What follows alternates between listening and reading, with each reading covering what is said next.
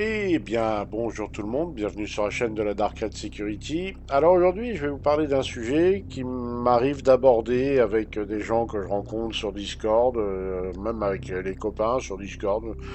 Il y en a qui parfois me posent la question et qui me disent dis donc, toi, t'as une flotte, il y a vraiment un intérêt à avoir une flotte que t'as acheté IRL sur le site CIJ avec tes petits euros à toi là? Alors, c'est pas une question évidente. Pour y répondre, c'est pas si évident que ça. Mais je vais donner, moi, mon avis personnel. Ça n'engage que moi. Mais oui, moi, personnellement, je trouve un intérêt à se constituer une flotte. Quand on a fait l'alpha assez longtemps et que donc à plusieurs patchs on soit obligé de redémarrer, il y a un phénomène de lassitude, parfois même d'agacement, qui se fait sentir. Et on se dit, bah, quand il y aura la vraie release, donc le jeu réellement va partir de zéro pour tout le monde, bah, débuter avec une flotte, ça va être quand même moins long, ça va être moins fastidieux, plus pratique que si je démarrais juste avec un starter pack et je tentais de tout faire avec dès le départ, c'est-à-dire de faire différentes activités et ensuite d'acheter des vaisseaux un par un in-game. Chose que d'ailleurs je continuerai à faire certainement à la release d'ailleurs. Je continuerai à acheter des vaisseaux in-game. Je le fais déjà pendant l'alpha. Mais de temps en temps, quand il y a un vaisseau qui me tape dans l'œil et que je me dis que en fonction du gameplay que je vise, qui m'intéresse, bah, ce vaisseau pourrait m'y aider, bah, je me dis que l'acheter directement sous forme de LTI, bah, ça serait un bonus non négligeable.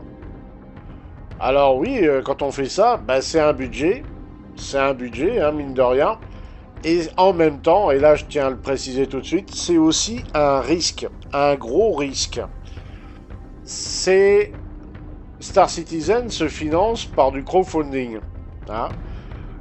Le projet a été lancé comme ça, et en fait c'est la vente de vaisseaux qui fait vivre le projet, ni plus ni moins. Et puis bon, bah, ceux qui sont subscribers, donc qui ont un abonnement mensuel. Voilà, c'est les deux trucs qui font, on va dire, vivre le projet.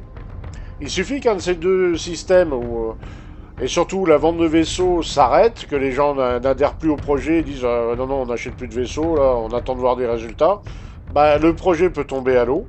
Et toute la somme que vous avez investie dans le projet, bah, c'est une somme qui sera perdue, hein. Enfin, moi, je la considère perdue parce que faire des batailles juridiques avec les tribunaux, avec CIJ et sa flotte d'avocats, je me doute bien que c'est limite cause perdue, hein. Ils ont déjà prévu, je pense qu'ils ont déjà commencé à prévoir de se couvrir. Et donc, on peut gagner, mais c'est pas sûr, hein. Mais moi, c'est pas dans cette optique-là que je le vois. Je suis un optimiste sur le projet, donc j'ai envie que le projet aboutisse. Et donc, bah, quelque part aussi, il y a un acte militant pour Star Citizen, c'est-à-dire, bah, quand on achète des vaisseaux, on les aide à se financer. Voilà, il y a ça aussi, hein. C'est pas que pour mon confort personnel. C'est pour ça que d'ailleurs j'ai pris un abonnement chez CIJ. Mais c'est quand même risqué. C'est un pari sur l'avenir qui est risqué. Ça, faut bien en être conscient. Après, quand on achète les vaisseaux, il faut réfléchir à ce qu'on achète, hein. Il y en a, j'en vois certains qui achètent un peu tout et n'importe quoi parce que le vaisseau leur tape dans l'œil. Mais après, ils se rendent compte que le vaisseau, bah, il est plus tellement utile. Et puis le gameplay évolue sans cesse dans l'alpha. Et parfois, les évolutions du gameplay ne plaisent pas à certains. Alors au début, oui, ils se faisaient des millions et des millions, puis ils s'aperçoivent que avec le nouvel équilibrage du gameplay, bah, c'est moins facile de se faire des millions. Du coup, le vaisseau leur plaît plus, et voilà, ils se retrouvent avec un vaisseau dont il faut se débarrasser. Voilà, ils sont embêtés avec ça. Alors, il y en a qui font passer ça dans des stores crédits et autres manipulations que CIJ autorise. Bah, tant mieux pour eux, comme ça ils se trouvent un vaisseau qui correspond mieux à ce qu'ils cherchent. Il y a aussi deux catégories. Dans ceux qui achètent des flottes, il y a ceux qui achètent les concept arts, donc les vaisseaux qui sont en concept, mais sans trop savoir ce que va donner le vaisseau réellement. Et puis il y a une deuxième catégorie dont je fais plus partie, largement même. Bah, c'est ceux qui attendent de voir les vaisseaux in-game, de pouvoir les tester, de voir ce qu'ils donnent, et de voir s'ils sont utiles ou pas, ce qu'on cherche, quoi. Et bah oui, ça, c'est ce que je fais. Moi, le Karak, au début, quand je le voyais en concept, je disais ouais, bof, pas terrible, voilà. Et puis quand je l'ai vu in-game, que j'ai pu le monter à bord, regarder ce qu'on pouvait faire avec, j'ai dit ah bah oui, celui-là, il a un potentiel qui m'intéresse à long terme. Voilà. Et alors souvent, ce qui se passe, c'est que j'ai remarqué, on se constitue pas une flotte en y pensant dès le départ. C'est en fait au fur et à mesure. Moi, c'est ce qui s'est passé un peu. Je disais, bon, mais ce gameplay-là m'intéresse pas. Par contre, ce gameplay-là m'intéresse. Et pour faire ce gameplay-là, bah, ça serait mieux d'avoir tel ou tel vaisseau. Et on se dit tout naturellement, bah, je vais l'acheter comme ça en LTI, avec assurance à vie et tout le soin de soin. Et je serai peinard à la release. Quand je débuterai, bah, j'aurai pas à recommencer depuis le début. Parce que comme je vous dis, l'alpha, elle est bien, parce qu'on se familiarise avec le gameplay, mais elle est aussi usante, parce que bien souvent, quand il y a un nouveau patch, ben, vous recommencez tout depuis le début, hein. Donc, bah, d'avoir une petite flotte, ça procure un avantage d'éviter d'avoir à perdre moins de temps. Je dis pas qu'on fera de l'argent plus rapidement, mais ça aide. Oui, clairement. Et il y a un aspect militant que j'ai découvert au fil du temps, sans vraiment m'en rendre compte, hein. Moi, c'est vrai que le gaming, avant, je jouais, on va dire, à 3 jeux par mois, voilà, et à l'époque, ça me coûtait 60 balles par jeu. Bon, maintenant, plutôt dans les 70-80. Perso, moi, je trouve que 80, c'est abusé quand même. Faut pas prendre les gens pour des nigauds quand même. 70, c'est déjà beaucoup, hein. 80 balles quand même, faut pas déconner. Mais maintenant que je joue à Star Citizen, et je ne joue qu'à Star Citizen, parce que voilà, j'aime pas dire que je suis fanboy, mais quelque part, si, un peu quand même, faut le dire. Mais j'économise des thunes par rapport à ce que je dépensais en gaming bien avant. Mais il y a le côté militant, parce qu'on espère que ce jeu, bah, déjà, se finalise, qu'il y ait une release, et que ça ait du succès. Et si jamais le jeu a du succès et qu'il va jusqu'au bout, bah, ça peut mettre un gros coup de pied au derche à ces gentils studios qui nous disent regardez mon beau gameplay, regardez mes super graphismes. Mais en fait, quand on regarde, c'est une évolution du jeu de l'année dernière. Et le jeu de l'année dernière est pas très différent, à part les graphismes. Et puis la bande son que les jeux il y a 10 ans, voilà, voilà, on tourne en rond là. Les jeux, c'est stagnant en ce moment là. Alors que Star Citizen, bah, il propose quand même quelque chose sur une autre échelle, de beaucoup plus ambitieux. Alors là, l'alpha me fait mentir parce qu'en ce moment, c'est pas glorieux. Il faut dire les choses qu'elles sont, hein, avec le PES qui lui pose des soucis et tout ça. Et puis il y a le serveur meshing qui va certainement poser d'autres soucis à l'avenir aussi. On est dans une époque un peu charnière, très importante et très compliquée pour les joueurs en ce moment. Mais ça propose quelque chose qui, à l'avenir, bah, va révolutionner un peu quelque part le petit monde du gaming. Enfin, le petit monde. Mais oui, et ça, ben, ça fait que quand vous achetez des vaisseaux, ben, vous contribuez à financer ça. Alors après, la communication de CIJ qui est désastreuse, tout ça, ça je suis tout à fait d'accord avec la plupart des gens. C'est voilà, il y a des trucs qui vont pas dans Star Citizen, hein, on en est bien conscient. Je suis pas comme un âne avec des œillères. Ouais, il y a des trucs sur Star Citizen où ça va pas du tout, ça avance pas comme ça devrait avancer. Peut-être que Monsieur Roberts il fout un peu le why dans ses équipes. Il y a du burn-out, il y a du turnover, il y a tout ce qu'on veut. Ça, tout le monde le sait. La presse à scandale se prive pas de nous en parler. Et puis il y a certains joueurs qui connaissent mal le projet et qui me disent mais attends, à la release, on pourra plus acheter les vaisseaux comme vous faites là à l'heure actuelle. Ouais. Je dis oui, normalement c'est prévu qu'à la release, les vaisseaux soient uniquement achetables in-game.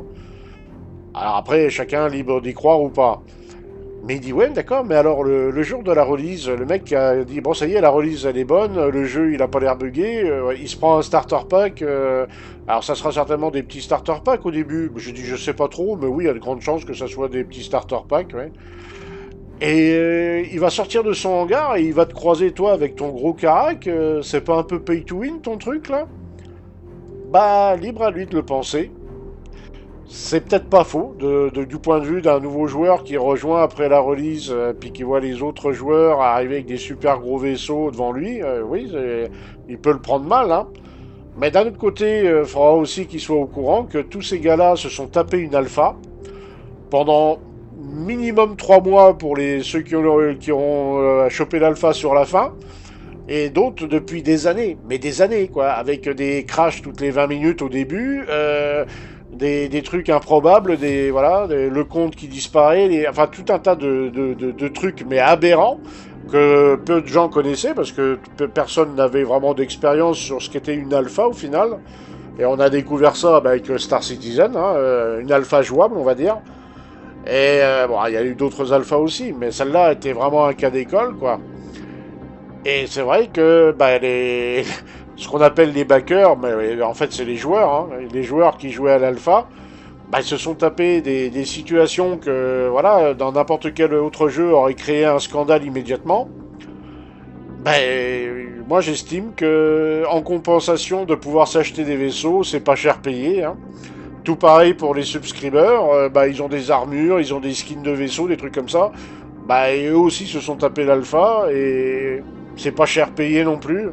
Après, le gars il était libre d'aller dans l'alpha et de se taper l'alpha et voilà, hein. Après, il y en a toujours aussi qui seront un peu jaloux ou qui vont dire ouais c'est cheaté, c'est du pay to win, machin bidule. Personnellement, moi, je vais être très franc, ça m'empêchera pas de jouer à Star Citizen. Et puis quelque chose me dit que le premier jour de la release, si tout le monde débute avec des Mustangs et des Aurora, il est où le côté immersif? Il est où le côté crédibilité? Voilà. Rien que ça déjà. Boum. Après, bon, il y en aura toujours pour contredire, hein, grand bien leur face. Moi, s'ils savaient à quel point je mens et je tire la chasse, voilà. Mais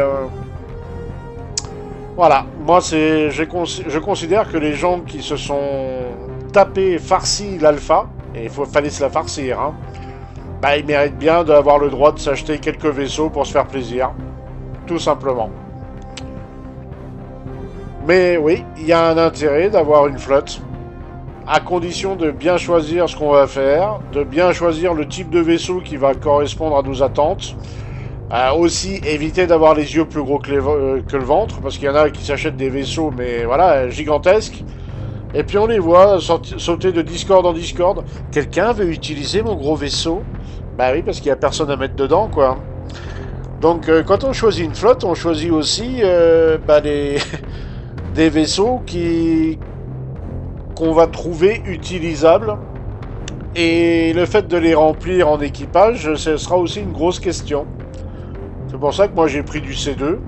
En grand maximum, j'ai pris du Karak et je vais pas plus loin parce qu'après des vaisseaux capitaux, je sais que ça sera hyper compliqué de les remplir.